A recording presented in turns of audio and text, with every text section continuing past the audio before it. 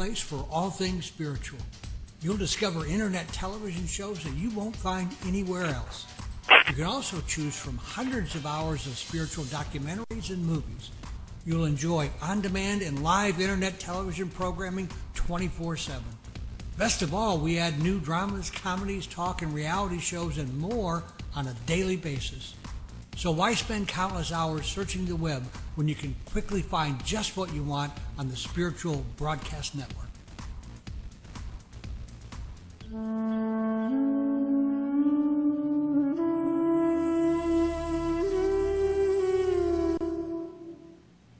Hello, my name is Avananda.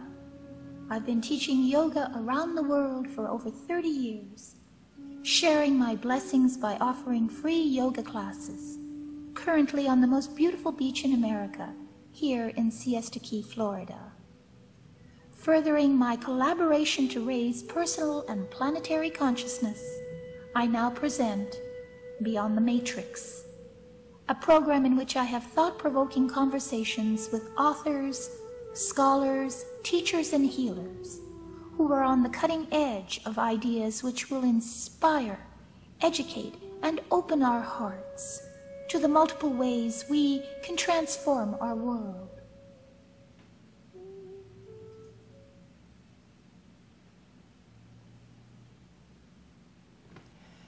My name is Avananda, and welcome to Beyond the Matrix, a show that explores the mysteries of the world and our being. The question tonight is, did we land on the moon?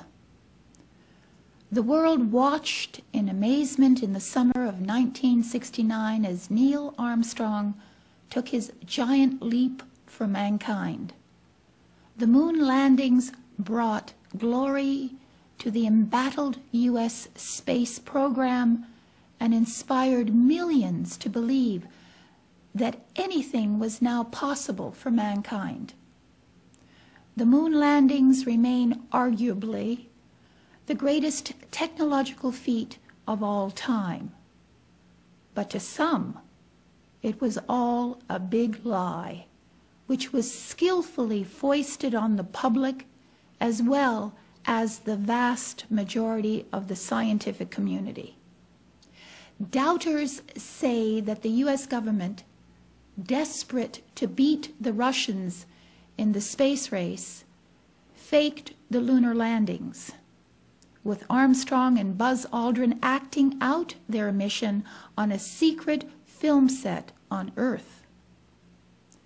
With the photos and videos of the Apollo missions only available through NASA, there is no independent verification that the lunar landings were real.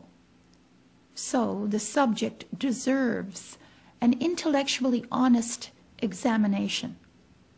The photos and videos of the mission to the moon have been closely examined over the past 40 years, and not everyone is in agreement about what those photos and videos actually reveal. To help us understand some of the major issues surrounding the debate concerning the possible faking of the moon landings, I have as my guest this evening Bart Sibrel, a leading spokesperson for the moon hoax theory. Bart Sibrel has been making movies for over 25 years, during which time he has owned 5 production companies and produced films shown on NBC, Fox, CNN, USA, and The Tonight Show with Jay Leno. He's also been on shows such as The Daily Show, Geraldo, and Good Morning America. His top awards from the American Motion Picture Society include Best Cinematography and Best Editing. Mr. Sibrel has also taught about 20 workshops on acting, filming, and editing, and for the Screen Actors Guild. His film, A Funny Thing Happened on the Way to the Moon, is considered to be one of the most important documentaries on the moon landing hoax subject. So I want to welcome you, Bart, to the program. Are you there? Yes, thank you. Yes, yes. Welcome, welcome. Thank you for being on our on my show. Oh, no problem. And so I thought the best way to start this conversation is, you know, Bart, when people first hear about the idea that the moon landings were possibly faked, the question most often asked is why the government would want to fake the moon landings in the first place. I don't know why people ask that, they always do. Bart, could you put the moon missions in proper historical perspective for us and give us some of the possible reasons they may have for perpetrating such a hoax? Please. Well, I believe that your network has the word spiritual in it, and it has said historically, spiritually, that Yes. the first sin of the universe was pride.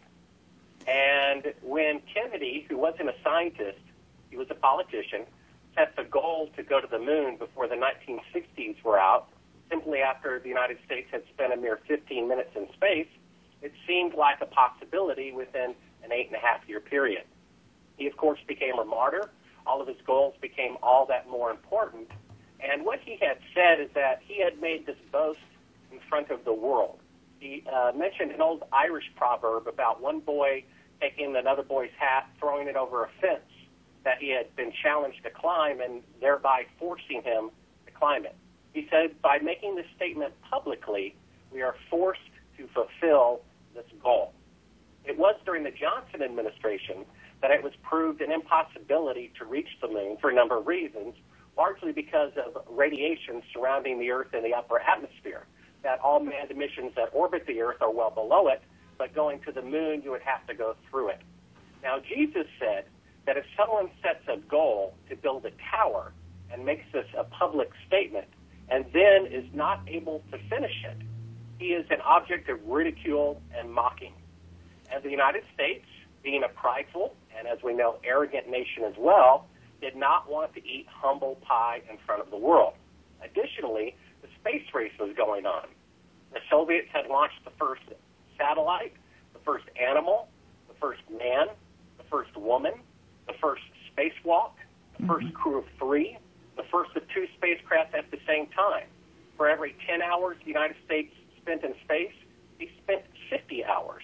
They were so far ahead of us, it was considered to be a very dramatic turn to overcome.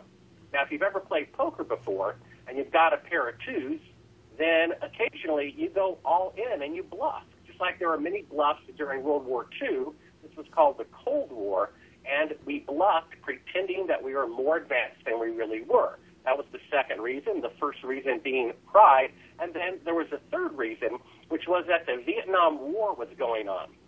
President Nixon was in office at the time, and he said that the civil unrest and protests against the Vietnam War were the #1 problem facing America. So what do? You have a pep rally. Give the public something that they can cheer about. Additionally, the people who knew that the moon landing was fake before I did said the reason why they faked it primarily, even though it may have been partially pride, and it may have been partially an encouragement to America during hard times, and even partially to fool the Soviets about our advancement that we really didn't have during the Cold War, it was really because of money. For example, we know right now in the war in Iraq, it was reported on NBC News that a 50-cent retail-priced plastic ice cube tray is being sold to the Army by Halliburton for 40 times the retail price at $20. A moon rover, for example, had fewer parts than a Jeep, and yet in today's dollars, each moon rover cost $60 million. You can imagine that people are taking this all the way to the bank and making money off of it. So there were several reasons why to fake it. And money always is the most important one. Well, that's what the people at NASA who told me that the moon landings were fake before I accepted that fact said that their primary reason to them was money. I, trying to look at things from a spiritual point of view and being an avid Bible reader, I believe that it had to do with pride and not wanting to look foolish for having set a goal and bit something larger than we could swallow. And as a adjunct to that question that you've so well answered, consequently, people always say then, well, why then have our enemies not revealed the fact that we had faked the moon landing? What purpose would they have in allowing us to get away with it? Well, that's a great question, and those are questions that I had until I thought them through. And the fact is, let's just say, for example, I had a picture of the president with a prostitute. Now, I could give that away to the media for free and embarrass the president, or I could blackmail him year after year to get money and favors or whatever I wanted. And the fact is, the Soviet Union, China, Israel, and perhaps Japan know that the moon landings were fake. But instead of coming forward with this, they're using it as a bargaining tool behind the scenes. For example, everyone knows that the Soviets pulled the missiles out of Cuba during the Cuban Missile Crisis. But what is not well known was there was a behind-the-scenes deal to also pull missiles out of Turkey to balance that move on the Soviets' part. And, you know, why do we give a most favored nation trading status to China that rolls over their own citizens with tanks on national TV? You know, why do we sell grain to the Soviet Union at, half So of there's cost? backdoor deals going on, is what you're saying. There's a lot of unusual behavior of the United States going out of their way in these international relationships that I've mentioned that makes me believe that they are being blackmailed. And that's another good reason for the truth to come out, so that other nations won't be able to hold this over our head anymore. Absolutely. Now, in your film, A Funny Thing Happened on the Way to the Moon, you proposed that the most condemning evidence that the moon missions were faked is a piece of footage that was inadvertently sent to you by NASA when requesting photographs and videos of the Apollo 11 mission. The footage shows 3 astronauts, Neil Armstrong, Buzz Aldrin, and Michael Collins, attempting to create the illusion that they were 130,000 miles, that's 210,000 kilometers from Earth, or roughly halfway to the moon, when in reality they were only in low Earth orbit. Could you tell us about this footage and what it shows? Yeah, I would say, the film that I produced, The Funny Thing Happened on the Way to the Moon, cost $500,000. We were financed by a board member of an aerospace company presently building rockets for NASA, who knows they can't go to the moon today, much less 45 years ago. The fact is, at the South Pole, where there's 100-mile-per-hour winds and it's 100 degrees below zero, there are bases there. Why? Because they can be there. If it were possible to go to the moon, there would be bases there. The fact that there aren't is proof in itself that they cannot go. Yeah. So one of the things I did when I was researching this is I analyzed the shadows and the photography and the behavior of everybody involved. And then 3.5 years into this 5-year project, I was sent a tape by a source at NASA. And for the people who are alive, what I'm going to do is I'm going to go to my YouTube page, and this film is set on private, but I'm going to change it right now to public. So if you're listening live or watching live, go to YouTube, and in just a moment, type in A Funny Thing Happened on the Way to the Moon. I'm going to temporarily change this to public. Let's see here. And then for those who are watching this on playback, you can go to, here it is. You can go to the link that's on the website at that time. Mm-hmm. Yes, there will be one provided. Right. Now, once you're at that link for both the live people or the playback people, and you've got A Funny Thing Happened on the Way to the Moon, you can type that in with HD following it if you're doing it live, and then just go to the link if you're doing this for playback. Then go to 34 minutes and 22 seconds into the film, and I'm going to cue that up myself. We'll both cue it up and just hold it there for a second at about 34 minutes and 22 seconds, and then I'll explain a little bit what this is. Mm-hmm. Basically, the crew were on the rocket. That way they could go up in front of witnesses, they could splash down in front of witnesses, and they could achieve real zero-gravity footage of things floating by, which is very difficult to fake. However, they never left Earth orbit because of radiation much further up above them that they'd have to go through in order to reach the moon and back. Now, they were receiving voice conversations from NASA, but additionally, in an earpiece, they had a private conversation from the CIA. It is my belief that they were doing the video images live and through playback on the Earth, and the audio was done live from Earth orbit by the astronauts. Now, because at this point in the mission, they're supposed to be halfway to the moon, as you'll hear in a moment, NASA says, hey, how's it going? And then Apollo 11 says, hey, we're calling in from about 130,000 miles out. That's about halfway to the moon. So it would have taken, with the distance as well as the old computer equipment, at least 2 seconds for the question to reach them if they were 130,000 miles away from the Earth, and about 2 seconds again for the response to come back. In fact, they're in low Earth orbit, no more than 200 miles above the Earth, so they heard the question immediately. Had they responded immediately, it would have given away the fact that they were closer to the Earth than they claimed. So what someone did, we believe at the CIA, is they had a stopwatch. And after, NASA says, hey, the TV picture looks great, somebody counted off 1001, 2, 3, 4, and then we hear on the third channel very clearly, talk. And it's of a completely different EQ. It's not the EQ of the astronauts or NASA. It's crystal clear. It's being recorded wherever this tape is being recorded. And then immediately after talk, he starts speaking. Now, initially I thought he was rigging the shot, which we'll talk about later, and he wasn't paying attention, but was in fact to create the effect of a radio delay. So we'll go ahead and cue that up now and hit play.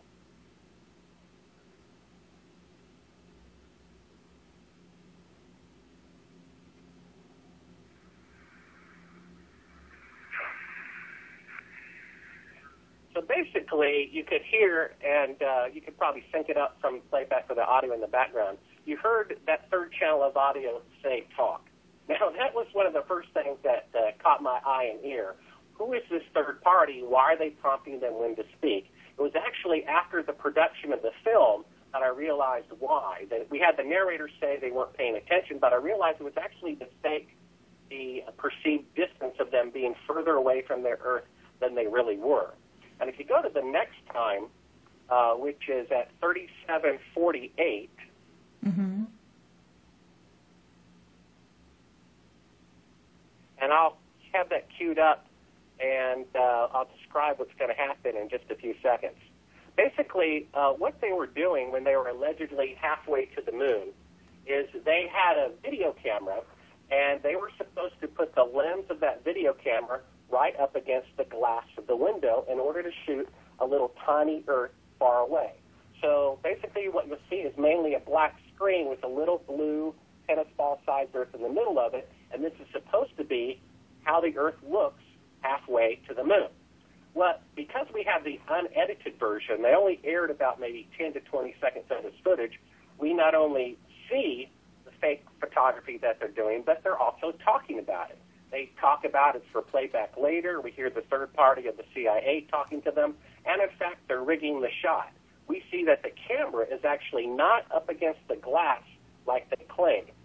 They actually moved the camera all the way to the back of the spacecraft, and they turned out all the lights, and they blocked the other windows so that sunlight would not enter, all of which we see and hear them talking about because they thought these conversations and this part of the video would be edited out. And then several feet in front of the camera is a circular window, outside of which it is completely filled with the Earth in low orbit. You can see the bright Earth shine coming out from behind it.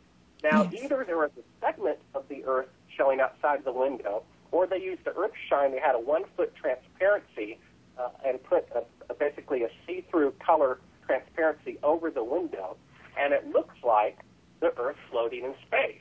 And even a few minutes into the shot, they cut out or had prepared a little crescent piece of black material that they inset slightly into the window so that it looks like the Terminator line between night and day. Now, if you're online, and a funny thing happened on the way to the moon, HD, and you're queued up to 37:48, or following the link now on playback, get ready, you can hit play from that point now.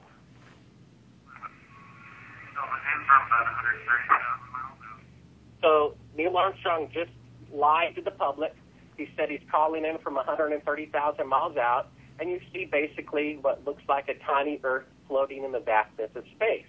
Now, that's the way it would appear if this camera were up against the glass, but mind you, that is actually a circular window. Now you're going to see an outtake where an astronaut's arm gets in front of the model of the Earth. And you can even see the hair on the arm of the astronaut. So what you're going to see is basically what's allegedly the Earth, but it's not. It's about a 1-foot model. And then an astronaut's arm accidentally getting in front of it. And, of course, either that's the arm of God or it's a model of the Earth. And what that is clearly a model of the Earth. Now, 3.5 years into this production, I gave them the benefit of the doubt. I said, you know, there's at least a 1 out of 4 chance that the moon missions were fake. But when I discovered this footage, popped it in, and figured out what it was, I realized that there's a 100% possibility that the moon landings are fake. Now, this is the part where they actually hit stop on the recorder, but the button popped up and kept recording. You're going to see in the top left-hand corner is a work light inside the spacecraft, and shortly after that, you're going to see one of the astronauts removing and fiddling with the window, trying to take the model down, the diffusion in front of the model, and the little crescent insert. Yes, and the spacecraft gets flooded with light at that point, right? Yeah, basically right now you're seeing them taking it down, and then what they did is they had the iris all the way down to make the effect look good, and now they open the iris back up, and we can see the relocation of the camera as well as the fact that it was really the window. And in fact, on the original track, you hear the person back at NASA saying, "Is that the window?" Gosh, because they realized what was going on. You know, the fact is, you can stop it there, but the fact is, the vast majority of people at NASA did not know that the moon landings were fake.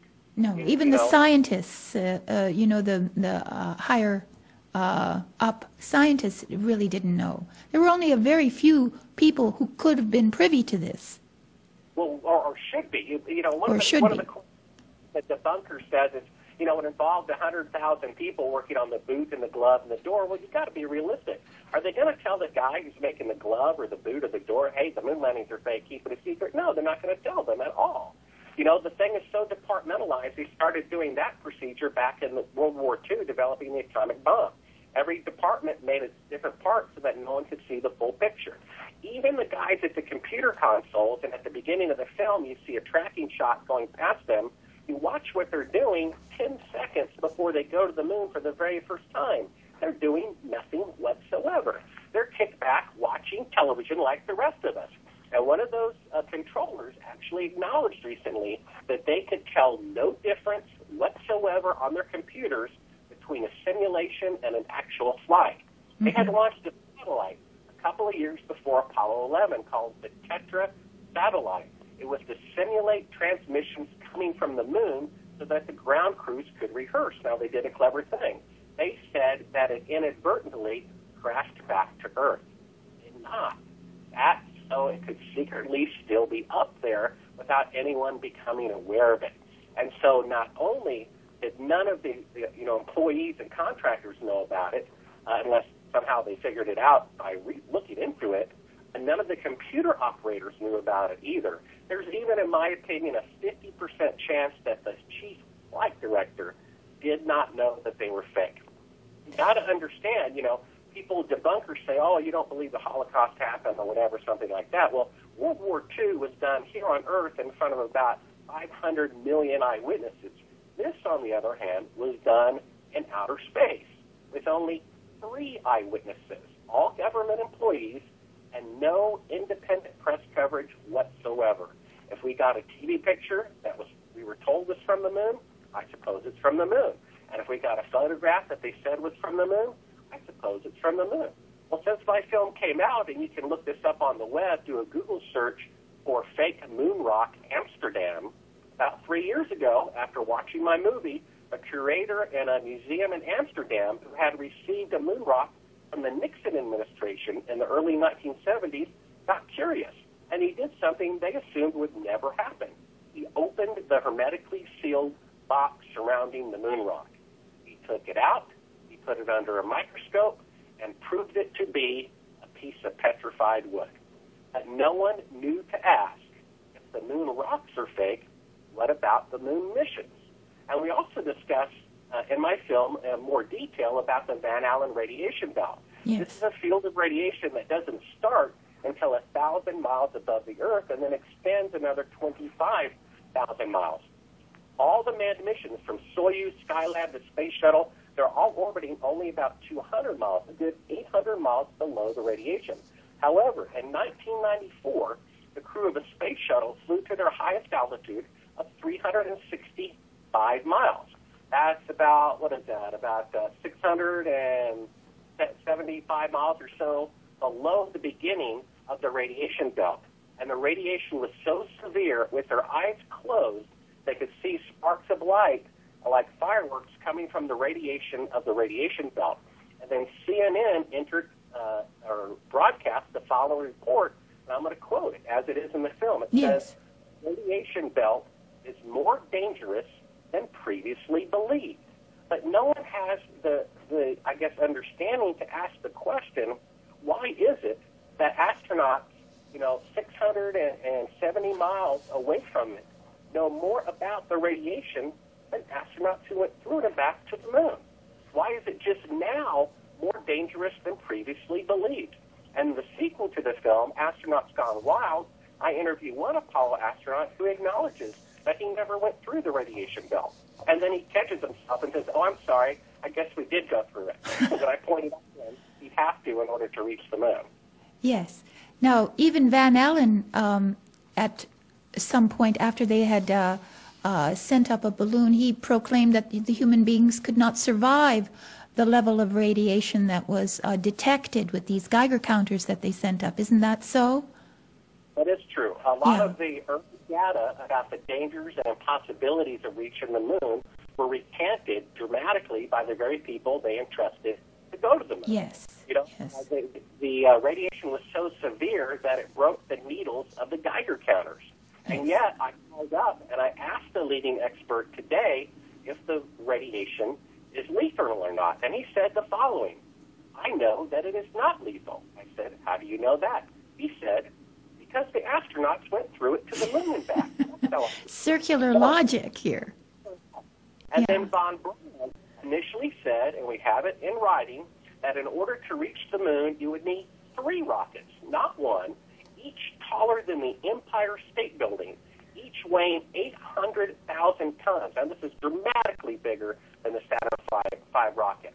Mm-hmm. He said you'd have to go to a space station, would have to be built first, you'd have to ferry up fuel, and then you'd have to go to the moon. And then he said, when you land on the moon, because of no atmosphere and micrometeorites, which are these dust particles traveling at 40,000 miles an hour that burn up in our atmosphere on the moon, they would hit you, and they would decompress your suit in the spacecraft. He said you immediately have to go into a cave, otherwise there'd be a 50% chance every 24 hours of a catastrophic failure. Now, when he built the Saturn V rocket, he recanted on his math of the amount of fuel it would take by more than 50,000%. Yes. Now, if a off by 50,000%, how could you trust them to build a rocket to go to the moon in the first place? Exactly, and we didn't really have the computing power at the time either. I mean, it was all had to be done by slide rules. Yeah, that's pretty mental odd, calculation. If the watch I bought from Walmart 10 years ago probably has about 1,000 times the computing power of the entire rocket. Now, where that came into play was when they allegedly, ascended from the moon's surface and were synchronizing with the command module orbiting the Earth. Now, that command module is going around the moon at approximately 4,000 miles an hour. So they're going from 0 miles an hour to 4,000 miles an hour. Now, they have to sync up that thing, I believe, within 1/30th of a second or less. If they're off by more than 1/30th of a second, then they're going to miss it, and they're going to die. Yeah. So how could they, with those slow computers, possibly sync that up? I just find that hard to believe. Additionally, they claimed that while it was 250 degrees temperature outside the moon, that inside the spacecraft, and this is how arrogant they were, they air conditioned it down to the perfect temperature of 72 degrees. Now, it would have been a little more realistic to say it's hot in here at 98 or 110 or something like that, Well, all of the specifications on the Saturn V rocket, and especially the lunar module, they say the following. It's not classified. They're just not available. Because if they were available, you could rebuild those batteries. You know, think about taking your Cadillac and going out to the desert, turning off the engine, and turning on the air conditioning, and see how long that will power your air conditioning against 110 degrees. Because all they had in the lunar module was virtually a bank of car batteries. Now, to say that that thing could power all the electricity, the radio, and air conditioning for 2 or 3 days is ridiculous. You know? And it carried the LEM as well. You know, it's really quite a... we could never duplicate that feat today, I don't believe. Well, of course not. You know, Lindbergh flew across the Atlantic in 1927. Back then, that was like going to the moon. Now, you have to ask yourself, would it be 50 years before any nation on Earth could repeat flying over the Atlantic since the first time it was done? Yeah. It's very suspicious we haven't been back in 40 years. It's extremely suspicious. And 50 years later, you know, we had airplanes the size of, you know, 3-story houses going up into the sky. You see, if I told you that I did cold fusion, and I said, but I'm sorry, I can't repeat it for 50 years, come back in 50 years and repeat it, would you believe that I did it the first time? Well, they claim there's not enough money in today's economics situation to send anybody back. Print money and buy $20 plastic ice cube trays. You know, see, that's not a valid reason at all. You know, why are people at the South Pole of all places? Well, because they can be there, because there are scientific curiosities there. There's got to be a lot more scientific curiosities about the moon. The fact is, the longer it goes on since we were there, the less likely it becomes to believe we went there in the first place. Technology does not go backwards unless the moon landings are real. That for the first time in history, technology went backwards. A decade later, in the 1970s, it took longer to build the 747 aircraft than it did a decade earlier with older technology to walk on another world. So why is it just building a 747 aircraft takes more time to build than a rocket walking on another world with 10 years older technology? That doesn't make any sense. It's extremely curious. But there are also points of physics that are extremely convincing for me, at least, because, for instance, during the press conference with Neil Armstrong and Aldrin and Collins, right after they allegedly returned from the moon mission, someone in the press corps asked Neil Armstrong if he was able to see stars from the moon's surface. And Neil Armstrong said that he could not. And I think Collins also concurred that they could not see any stars. Now, to me, this has always seemed suspicious because even though they were on the light side of the moon does not have an atmosphere to diffuse the sunlight and obscure the stars as we have here on Earth. So there should be stars visible from the surface of the moon. Don't you agree? Well, I would think you would probably stand in the shade, which they had the lunar module. They could just stand in the shade of that and see the stars. The fact is, they were basically instructed not to talk about it, not to bring it up, because they could not take the astrological position of the constellations in the background. No, they couldn't duplicate them because it's far too complex. If there was a minute error, it would be pointed out. So what they did is they never talked about them. Now they say the reason why there aren't any stars in the pictures is because the exposure setting or the iris were set all the way down for the bright sunlight in those white suits. Well, that's true. However, it doesn't explain why they didn't take any pictures of the stars by themselves. Why didn't they take the camera, point it up to the sky, open the iris, and take beautiful pictures of the stars? They took an automobile to the moon, but not a telescope. Had they taken a telescope to the moon, we would have had pictures clearer than the Hubble telescope 30 years before the Hubble telescope. Mm-hmm. But they weren't there. But even with their naked eyes, they said they couldn't see the stars. Actually, it's really interesting. We show this clip, and a funny thing happened on the way to the moon, which, by the way, you can check out and buy at moonmovie.com. Mm-hmm. Basically, Neil Armstrong has asked the question that you mentioned, and he hesitates, and then Michael Collins jumps in and says, I don't remember seeing any. Well, let me get this straight. Michael Collins didn't walk on the moon. He was allegedly orbiting it while they two walked. But the fact is they were all three in the same capsule orbiting the Earth for 8 days. So he had the same experience as the other two guys and knew from the briefing that they were supposed to say they didn't remember. He didn't remember. So Michael Collins interjects and says, I don't remember seeing any. Now, we have that on camera. However, the on-camera press conference is really hard to find, but we have a copy of it. And if you get the printed transcript, which is what most journalists have access to, it actually attributes that remark of, I don't remember seeing any, to Buzz Aldrin. So lightning strikes twice in the same place. It strikes once where Michael Collins acts as though he were on the moon when he wasn't, and it strikes again in the exact same spot when there's a typographical error. And the remark that Collins made is attributed to Buzz Aldrin in order to cover up for him misspeaking. That's exactly right. Now, there are many pieces of evidence that I find credible. And again, back to physics, there are scientists who've calculated that in the moon's gravity, which is 1/6 of the Earth's, the astronauts should have been able to jump up to 70 feet using their own kinetic muscular energy. And since no astronaut has ever been seen jumping higher than any man can jump here on Earth, I feel this is further proof that the landings were faked. What do you think about that idea? Well, because I have professional editing equipment as a filmmaker, one of the things I did is I looked at, the fuzzy TV images of them kind of floating around. And to tell you the truth, I think it looks very convincing. However, I put it in my editing system, and I doubled the speed. And I realized that they were only getting a few inches off of the ground in the first mission, and that they had simply used slow motion. It was very simple. Now, the original calculations of it being 1/6 gravity were based on the diameter of the moon. However, later studies proved that it was not as dense as Earth because Earth has a molten core, and gravity is not based on diameter but on density.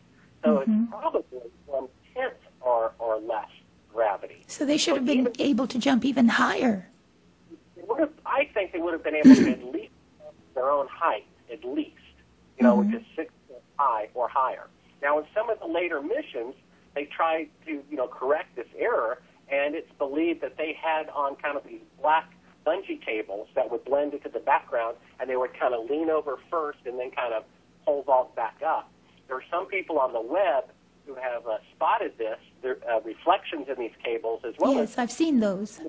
Not falls over and somehow rights himself in a way that could only be done if there were a cable attached. I mean, yes. Somebody, a puppet, like a puppeteer, pulling them back and forth. Yeah. And again, it's an emotional reason why people will not see the truth. That's right. Unfortunately, a lot of the society has made gods out of these astronauts who can't even be faithful to the mothers of their children, much less citizens they've never met. They've made them into gods. When I get punched, these otherwise intelligent people say, he got what he deserved. They're endorsing criminal behavior because they have put these guys up like gods. I mean, It shows you the depravity of our nation when a liar like Neil Armstrong receives the Congressional Medal of Honor for being one of the greatest liars on the planet. But it's like me trying to tell you, Ava, your father was a murderer before you were born, and you're ready to punch me in the face. You're ready. You don't even want to hear about it. Even if it's true, you don't want to see it. You don't want to hear about it. But Bart, what about the idea that these people were just as much a victim, more than they were the actual perpetrators of the lie? They were caught in a system that demanded that they lie, and they had really no choice about it. I believe that to a certain degree at the beginning of these adventures. You have to understand, though, that murderers have a reason why they kill, and thieves have a reason why they steal, and liars have a reason why they don't tell the truth. What happened is on January 27th, 1961, I believe, it was the Apollo 1 fire. And yes, I remember. 1963, but in any case, the crew that would have been the first crew to walk on the moon burned alive in a capsule on the ground without the rockets even being fired. Now, I've talked to the dead man's widow, and I've talked to the dead man's son for hours, and he flies a 747 as a pilot, so he's not an idiot. And they are absolutely convinced with forensic evidence that that fire was set deliberately. Now, one of the things that happened was that Gus Grissom was chosen to be the first man to walk on the moon because he was so beloved by the public. And a Mercury flight earlier, when his capsule hit the water, the explosive bolts were triggered, and they ejected the door. When it bobbed under the water, the capsule started filling up with water and started to sink. Well, he acknowledged at the press conference that he had these rolls of bank nickels in his pockets to give to his son, to give to their friends at elementary school to say, hey, I have a nickel that's been in outer space. However, when he started to sink to the bottom of the ocean with all these nickels in his pockets, he realized that wasn't such a brilliant idea. Of course, the people in the audience at the press conference started laughing, and then someone asked, were you afraid? And he said, of course I was afraid. And everyone fell in love with him, with his honesty, with his love for the children. So he was the choice to be the first man to walk on the moon. But after that choice was made, and as they progressed toward reaching the moon, he saw them as being at least a decade behind schedule. They couldn't even get a radio to work between a building and the spacecraft. In fact, before he was burned alive, he said famously, how are we going to get to the moon if we can't talk between two buildings? Well, he was apparently preparing a paper to submit to Congress that was confiscated from his house before his widow was informed that he was dead. And he was complaining up the chain of command that all of these problems were not being fixed, and he could not understand why they wouldn't listen to the pilot about these problems. It was because the higher-ups knew they couldn't go to the moon anyway, and they were already preparing the contingency to fake the moon landing, which they had not yet committed to. And, of course, they had not yet informed the astronauts because of that. But he got so frustrated, a few days before he burned alive, he took a lemon the size of a grapefruit from his backyard lemon tree, clipped the coat hanger, stuck it in, and hung it on the door of the rocket to the moon. And without permission, he had an impromptu press conference, and pictures were taken that aired on the national news that the man who believes that he is going to be the first man on the moon thinks the equipment is a lemon. Well, this infuriated his superiors, and it's believed that he was murdered along with two people to make it look like they weren't singling him out, to make sure that he wouldn't spill the beans about the moon landing being faked when he was asked to do it. So then Neil Armstrong steps up as his replacement, and he's the type of guy, at least he was at that time, who I suspect when he was asked to fake the moon missions, he said, well, good luck, but count me out. And then, of course, once it was already announced that he was to be the man, questions would be asked by the public and media if he were for some reason to resign. So resigning was not an option for him. So you got to figure they had to turn up the heat on him. If you threaten his life, and him being a test pilot who flies aircraft that has never been flown before, threatening the guy's life probably doesn't mean a whole lot to him. So then you got to turn up the heat more. And they probably threatened his wife and his children. Now, it's generally the way it works, isn't it, when you are dealing with thugs? Well, that's why in the first 25 years, since the moon missions, he never gave a single interview to anybody ever. Not to Time magazine, not to Life magazine, not to Barbara Walters, not to Walter Cronkite. He refused to talk about it. That's because it soured him. Now, what he could have done is at the initial press conference is told the truth. And he could have told the truth any time along the way. He's also under pressure, or was under pressure, as the remaining astronauts are, that, if only one man had been to the moon one time, it would probably be easier to confess. But because there's a whole lot of them, it'd be like, several people be involved in a bank robbery and one person confessing and then pointing out the names and locations of the other people. Because now if someone confesses, he's kind of ruining the reputation and the lives of other people who may not want to confess. Plus this fear of ruining the reputation of America and so forth. So they're kind of stuck with this lie. Unfortunately, Shakespeare said, the truth will out. Jesus said, everything concealed is meant to be revealed. So the truth probably will come out. And it's going to be worse now that they've waited so long and continue to lie about it so long. The fact is, if the moon landings are real, and anyone who says otherwise is an idiot. So why are there all these websites that have taken tens of thousands of hours to write and to construct, refuting my film point by point? You know, it's like O.J. Simpson's lawyers, let's assume he was guilty, who, no matter what evidence was presented, you know, to show that he was guilty, they had an answer for. I say the shadows intersect when they should be parallel, they have an answer for it. I've got the footage, they have an answer for it. I've got this evidence, they have an answer for it.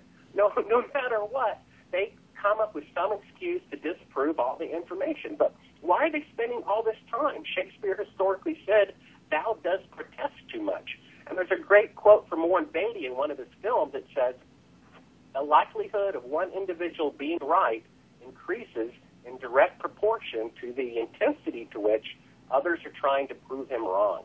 Mm-hmm. And that is the case. And we know historically the minority has always been right. The majority thought the world was flat. The majority thought the Earth was the center of the solar system and the universe. The majority of George Washington's doctors, our first and most beloved president, drained blood from him, thinking they were helping him. That was what science thought at the time. And just because scientists think at the time that the moon landings are real, it doesn't make it so. All scientists are simply human. We're all children in bodies that are growing old. We all have emotions. We all want to believe in the great, pride of science and intellectual, accomplishment. And that's why they just won't see the truth. You have to be like a little child in order to enter the kingdom of heaven. And a little child is willing to be wronged. A little child is teachable. A little child has an open mind. And these people do not have open minds. I do. I used to be the biggest fan of the moon missions. I had pictures on my wall almost my entire life. Yeah. And even though I had a guy from NASA look me dead in the eye and say the moon missions were fake, I still wanted to give them the benefit of the doubt. But when I found this footage, there's nothing more you can say. The moon landings are fake. It's an absolute fact, and I bet my life on it. Well, I agree. Now, the subject of actually how they did it is I think, even a separate show, because I don't know if you've seen the film by Jay Weidner,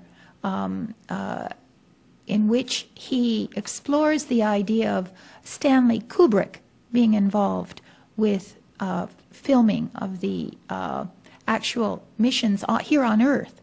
But it is a deep subject as to how they could have actually pulled it off, because it was no small feat, not just to go to pretending to go to the moon, but to convince so many people that they did.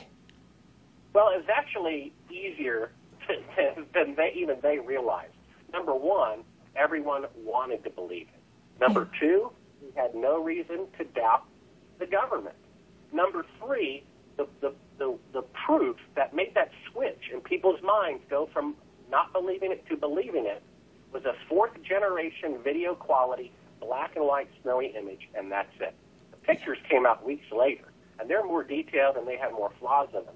By that point, people saw it on TV and they cried, and it burned that in their hearts and in their minds. If I said, Ava, hey, let's go to this great restaurant. I take you to this restaurant, and this cockroach crawls across your steak. And I say, oh, I'm sorry about that.